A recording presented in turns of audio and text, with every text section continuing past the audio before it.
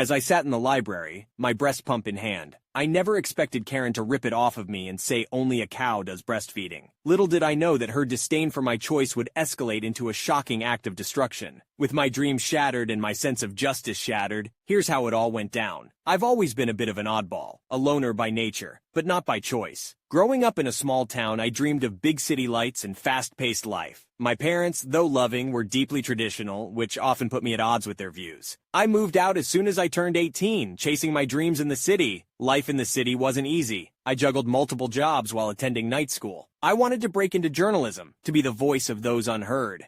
It was during this hectic time that I met Karen. She was a colleague at one of my part-time jobs. Karen was bold, outspoken, and unapologetic about her views. We weren't friends per se, but we shared a few laughs during breaks. I never imagined our paths would cross outside of work in such a dramatic fashion. The day started like any other. I was in the public library, researching for my final paper. I had my breast pump with me, a necessity since I was still nursing my 6-month-old. The library, with its quiet and calm, seemed like a good place for a pumping break. As I settled into a secluded corner, I heard a familiar voice. It was Karen, ranting to someone over the phone. I tried to ignore her, focusing on my task. That's when she spotted me. "Breastfeeding is for cows!" Karen shouted, striding toward me. I was shocked, not only by her words, but by her presence in the library. "Karen, what are you doing here?" I asked, trying to keep my voice calm. "This is a public place. I can be wherever I want. But you doing that here? It's disgusting!" She spat, her eyes fixed on the breast pump. I felt a surge of anger. "It's natural, Karen. I'm feeding my child." "You're just lazy. Real mothers don't rely on machines," she sneered, reaching out and snatching the pump from my hands. "Hey, give that back!" I yelled, standing up. Karen, with a twisted grin, ripped the pump apart, throwing the pieces across the room.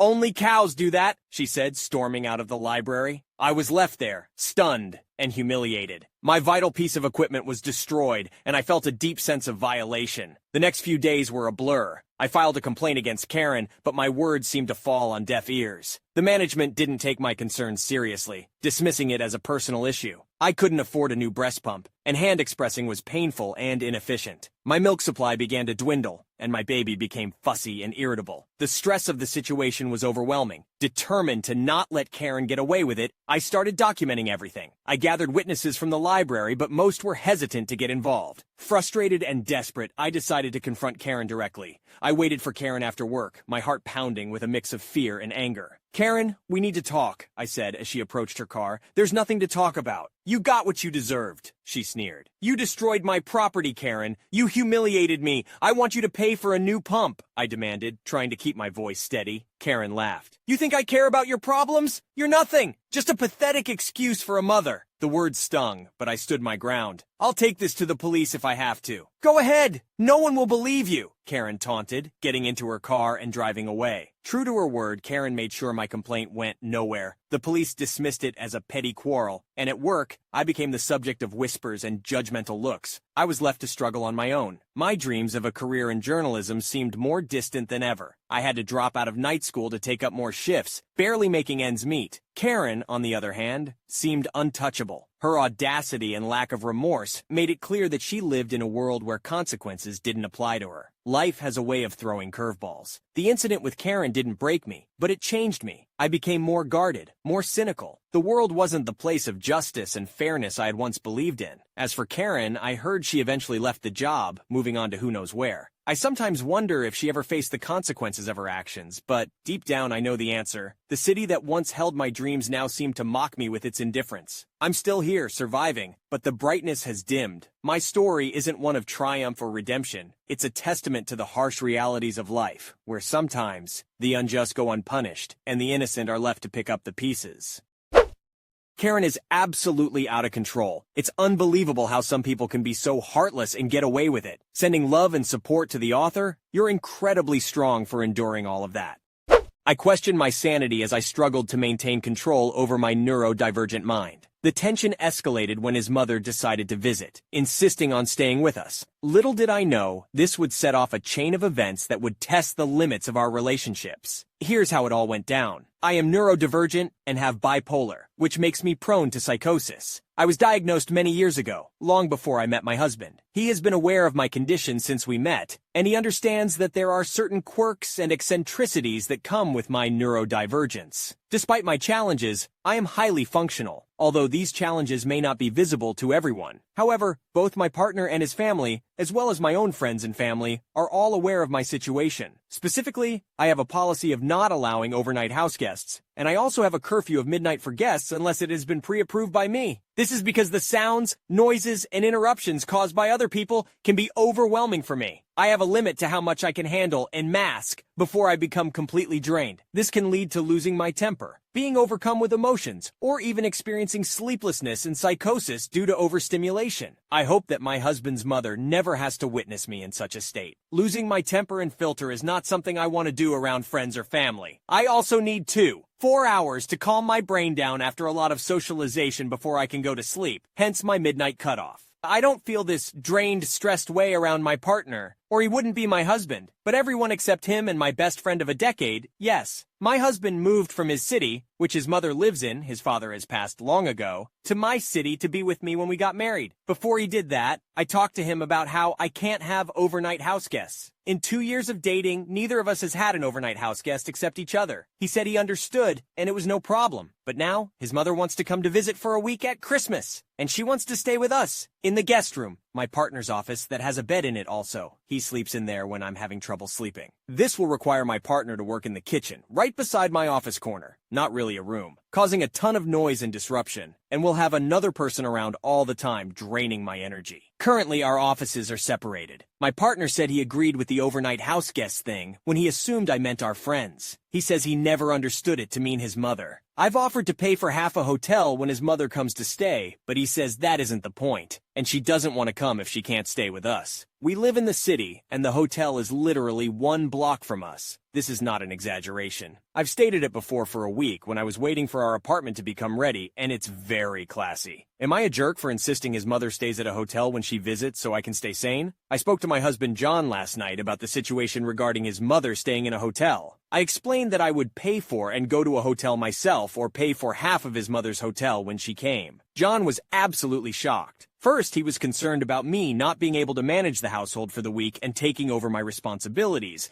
as I had anticipated. John has autism and is very attached to his routines. Here is a breakdown of my responsibilities in the house. I handle his laundry, taxes, vet visits, grooming appointments, grocery shopping, and scheduling of doctors, dentists, and optometrists. I also take him to all of his appointments, handle car maintenance and washing, visit the pharmacy and dry cleaner on his behalf, and replace any broken or damaged items. Additionally, I plan all of our date nights, anniversaries, vacations, and trips. I even selected all the furnishings for our apartment because it stressed him out. I am in charge of budgeting, finances, and bill payment using both our money. While he spends about an hour a night cooking and cleaning, around 4 times a week, I dedicate much more time to running the rest of the household. When John's mother wanted to visit, it was already a challenge for him to accommodate her within his routine. The thought of me being absent during her visit made him even more uncomfortable. He expressed his dislike about not sleeping in the same bed with me for a week and considered it a non-negotiable issue.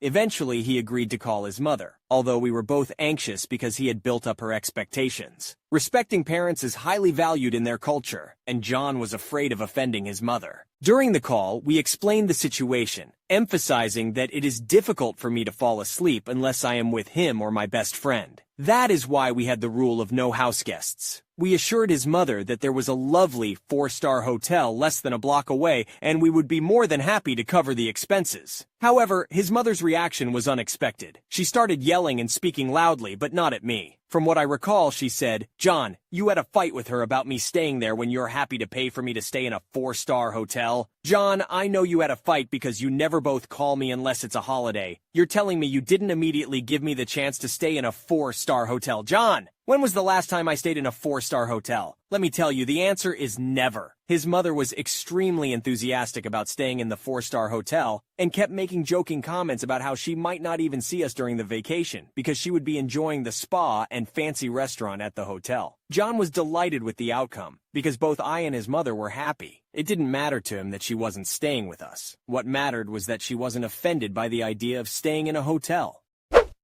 After all the discussions and negotiations, it seems like finding a solution that makes everyone happy was the key. Communication and understanding played a crucial role in resolving this situation. It's important to remember that each person's needs and preferences should be respected and taken into consideration when making decisions that affect everyone involved.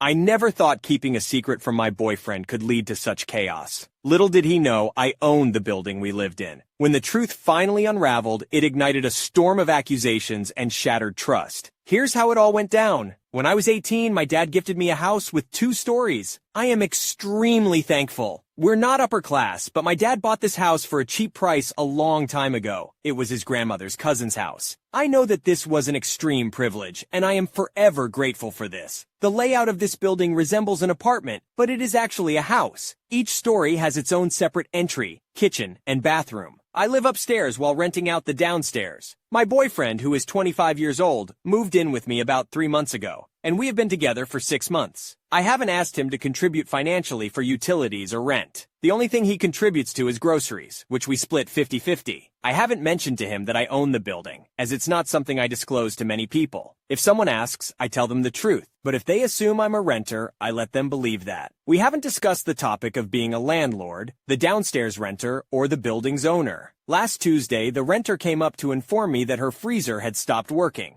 I answered the door, and my boyfriend overheard our conversation, I suppose. I went downstairs to assess the situation, and we concluded that she would purchase a new freezer, send me the receipt, and I would reimburse her. She was very appreciative of this solution. When I went upstairs, my boyfriend asked if the freezer could be fixed. I told him no, but that I would buy a new one and cover the cost. He looked at me as if I were crazy and asked why on earth I would pay for her freezer. I explained that as her landlord, the freezer was already there when she started renting, so I would take responsibility for the expense. He then asked if I was serious, and I confirmed that I was. He started yelling at me, questioning why I hadn't told him this information earlier and calling me a jerk. I apologized for not informing him, but I didn't think it would matter. He expressed disbelief that he was in a relationship with a landlord, claiming that landlords only use people for money and prioritize money over providing affordable housing. The downstairs area consists of 1 kitchen, 1 bathroom, and 4 other rooms, for which I charge $500 in rent. While I understand that many people have had negative experiences with landlords, I strive to be a good one. He demanded that I give him 50% of the rent money I collect, or else he would consider me just as bad as he believed. Was I really the jerk for not telling him? He has not talked to me since Tuesday, and I have tried telling him that I am truly sorry, but he doesn't answer me at all. To those who have been supportive, thank you. After all your comments, I think this relationship needs to come to an end, but I will try and talk with him today or tomorrow and see what he says. To those who think this is made up, trust me when I say I wish this was. I can't speak for why he said things that contradict each other, that only he can have an answer to. Ending the relationship should not be that hard emotionally, even though I have grown to like him. Seeing and realizing what you helped me do, the emotions you can gather in 6 months are easy to overcome. Why would I charge $500 in rent for a place with 5 rooms? First, I don't live in the US, and this place is not in the city. It is located about 1 hour's drive from the nearest city and about 15 minutes from the nearest store. Although there are still about 3,000 people living here, the amenities are limited to a preschool, a playground, a school for kids age 6, 9, and a church. In this area, the cost of other places with the same number of rooms is about $600-700, and it can be slightly higher if the place is newly renovated, has a nice view, or includes a garage, among other factors. The building I own does not have a garage and has only been partially renovated, with new floors and wallpapers in the rooms that we changed. Other necessary changes, such as stoves, bathtubs, and toilets, have also been made, but I don't consider them a complete renovation. Despite the rent being below the market rate, it still covers the outstanding expenses associated with the house. Regarding the claim that this story is fake, I can assure you that it is not. I understand that some people may question its authenticity for various reasons, such as the belief that the rent would be higher if it were real. However, as explained earlier, there are valid reasons for the rent amount. Another reason some doubt the story is because my boyfriend initially expressed disapproval of landlords, but later showed interest in receiving money from the rent. Not everything in life makes perfect sense, and I cannot fully explain why he may have said that, as I am not him. As for the question of why I would move in with someone after 3 months, it was because my boyfriend was facing difficulties in his previous living situation. He shared these problems with me, and I offered to let him stay with me for as long as he needed or wanted. I did this as a kind gesture because I did not want him to be homeless, and he expressed that he would feel like a failure if he moved back in with his parents. I read as much as I could, and after reflecting on both recent and past events that I previously ignored, I made the decision to break up with him. It may seem impulsive, but I felt that the sooner I did it, the better. I texted my dad and explained the situation to him, asking if he would be willing to come to my place and wait in the driveway while I talked to my boyfriend. Without hesitation, he agreed. I thought about what I wanted to say and how to approach the conversation. I was extremely nervous about how it would go, and I have to admit, I was scared because people had warned me to be careful and that he might try to hurt me. When I arrived home, he was already there. I greeted him and he didn't say anything. I texted my dad to let him know that he had arrived, and my dad came over. I sat down on the couch next to my boyfriend, who was unaware that my dad was there. I can't remember the exact details of the conversation, as my mind tends to go blank in stressful situations, but I will do my best to recall it. I think we need to have a talk with each other if this relationship is going to work, I said. So you are ready to apologize, he responded. I will apologize for not telling you that you lived in my building, which I have apologized for many times already. I will not apologize for not giving you a part of my income, I explained. And why is that such a big deal to you?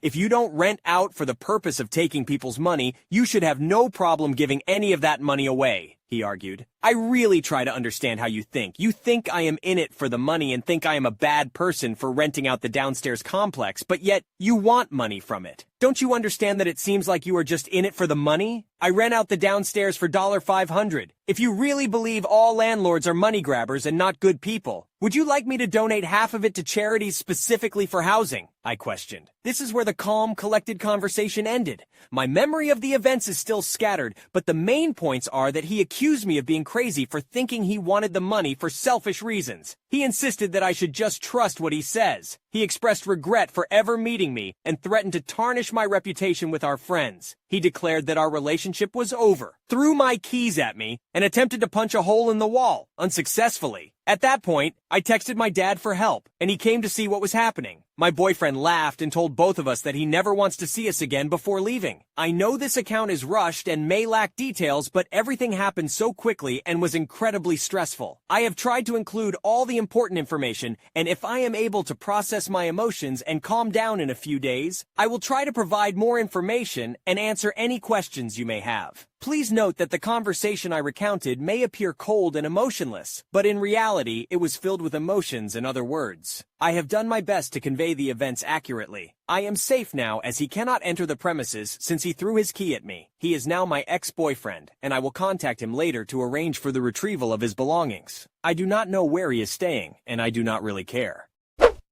After all the chaos and drama, it's clear that honesty and open communication are vital in any relationship. This experience shows that it is important to be upfront about important information, even if it may seem insignificant at the time. It's a reminder to always strive for understanding and empathy in our interactions with others. I never expected my mother to get married the weekend before me, but what followed was a series of shocking events that left me questioning her intentions. From secret rendezvous to stolen moments of affection, it became clear that she had a hidden agenda. As the tension reached its peak, I couldn't help but wonder, would my wedding be overshadowed by her betrayal? Here's how it all went down. I, 26 female, and my fiancé, 26 male, are getting married in 2 weeks. We have been engaged with our date set for over a year. My mom was the first person we called when we got engaged, and all she said was, "I'm sure I'm the last to know. You're probably sick of hearing congratulations by now." She flew out a couple of months later for our engagement party, I was outside with my friend when she stormed outside, past everyone else sobbing and wouldn't speak to me, except to yell at me to go back inside. Later, she told me she was just overwhelmed. Then she met her boyfriend. She told me he makes her feel so loved like my fiancé does for me. But she was also still seeing a few other people, mostly because her new boyfriend doesn't speak any English and my mom doesn't speak Spanish. They communicate through Google Translate. A few months later, my fiancé and I are in my hometown for a childhood friend's wedding. My mother was also invited and brought her boyfriend. I was in the wedding, so my fiancé was stuck next to them for the ceremony. He said they were affectionate throughout the whole time, and whenever they weren't, my mom was complaining. During the reception, if they weren't on the dance floor dancing closely, they were back at their table being affectionate. He even had his hand up her dress on several occasions. I brought up this behavior on the drive home, and she said, "He's Latin. He's just very passionate." While we were in town, my maid of honor, MOH, decided to throw us a wedding shower. I even made sure the bride whose wedding I was in was okay with it first. But it was a great chance for my fiancé to meet all of my friends, people I haven't seen since before the pandemic the last time I was there. My MOH tried to include my mom in the planning, and my mom said she would bring table decorations and tablecloths. She brought them and then immediately sat down and got on her phone. She didn't bother to even get the things out of the car. I asked her to frost cupcakes if she was just going to sit there while I set up the tables. She agreed, but complained about it the whole time. Once my friends started showing up, she completely ignored everyone and just sat in the corner on her phone. My fiancé went out of his way to try and include her in every conversation. She knew a lot of people there, girls I've been friends with since first grade, people I went to high school with, my MOH's parents, and she just ignored everyone. Then she complained to my fiancé that I wasn't spending time with her, even though I had set the day before our trip aside specifically to spend with her and my younger siblings. After returning from our trip, I discovered that I was pregnant. As usual, she was the first person I called because I knew she would be upset if I didn't. However, she didn't answer my calls, so I informed my dad and best friend instead. When I finally managed to reach her, she responded with a completely monotone voice saying, "Wow, congrats." It was the most emotionless tone I'd ever heard from her in my entire life. Towards the end of last month, both my mom and dad informed me that they weren't sure if they could afford to attend my wedding. It surprised me because the wedding date had been known for over a year, and I couldn't understand why they hadn't made travel and lodging arrangements in advance. Additionally, my mother had recently moved to be closer to her boyfriend's job. At that point, I was honestly fed up with her behavior, so I didn't mind if she didn't come to the wedding. I had made peace with that. However, she managed to work things out and called me this past week to tell me that she had purchased plane tickets for herself, my brother, and her boyfriend. Oh, and by the way, they were getting married just a week before my own wedding. Both my fiancé and I cannot comprehend how she could possibly think this is acceptable. She knows how much we've been looking forward to our wedding, and it feels like she never allows me to have anything for myself. She always needs to have a part of whatever I have. Now she's going to attend our wedding and announce to everyone that she just got married too. I have to warn our photographers not to engage with her, because I know she'll ask them to take pictures of her and her new husband. She's trying to make our wedding about her, without having to pay for any of it. It feels like she's jealous and wants to be me. I'm not sure if it's the pregnancy hormones, or if it's because of past trauma related to her. We have a long history of not getting along. But after this wedding, I never want to speak to her again. I will definitely be going no contact for at least a little while. I don't know if anyone will even read this lengthy message, but I desperately needed to get it off my chest. My wedding was truly the best day of my life. It was the best day ever, despite some issues with my family. Here's a brief rundown of what happened. I called my mom before her wedding and expressed my frustration that she chose to get married a week before me. She seemed to have already anticipated this conversation and explained that it wasn't intentional. My friend's mother attended my mom's wedding and reported back to us. Apparently, my mom complained about me throughout the event, saying that I was upset about nothing and forbidding her from talking about her own wedding. However, she had agreed to this arrangement during our phone conversation, assuring me that she didn't want to steal any attention from me. My entire family missed the rehearsal, which wouldn't have been a big deal if they had just listened to me when I explained the lineup multiple times. This caused some issues during the wedding, but my mother-in-law saved the day and set my mom straight. My mom attended the rehearsal dinner, and after I finished helping with the setup, she approached me and touched my stomach without permission. exclaiming hello to the baby. I politely asked her not to touch me without permission, which upset her. My mom refused to smile in any pictures where her husband wasn't present. My 14-year-old sister threw a fit about the food we served. Additionally, my dad missed our grand entrance and first dance because he left to get her Subway. It's a good thing I decided not to have a father-daughter dance, otherwise he would have missed that too. My whole family left early, which was fine because they all claimed to have early flights the next morning, preventing them from attending brunch. However, my mother lied to all of us and put my brother on an early morning flight so she and her husband could have a little honeymoon in New York City. We only found out because one of my bridesmaids and her family ran into them at the Statue of Liberty. My husband is angry because we would have let my brother stay with us longer, and because my mom lied to his mom's face about why they couldn't attend brunch. My mom has texted me, but I haven't responded and don't plan to. Despite all of these issues, none of it really matters to me. I'm married to my best friend, had my fairy tale wedding, and in about 4 months, we'll be welcoming a new baby into our lives. My mom texted me multiple times asking if I was mad at her. She also spammed me on Facebook, commenting on a post I made for my cat's birthday. I responded by saying that I was indeed upset for the reasons I listed earlier, especially the lying and sneaking around. However, she didn't address any of the important points I made. Instead, she tried to make me feel guilty and only acknowledge the part she felt she could defend. I told her that I need some space and that we won't be speaking for a while.